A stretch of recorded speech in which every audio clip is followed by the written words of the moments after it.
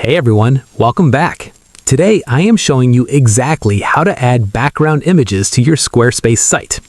The process is a bit different depending on which version of Squarespace you're using, so let's get right to it.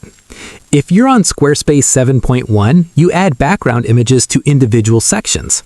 Click Edit in the top left corner, then hover over the section you want to change and click the pencil icon for section settings. Go to the Background tab, click Image, and upload your file. Once it's uploaded, you can adjust the overlay opacity to make sure your text is still easy to read. If you're using Squarespace 7.0, you usually add background images as banners. Open your Pages panel and click the gear icon next to the page title. Go to the Media tab, upload your image, and hit Save.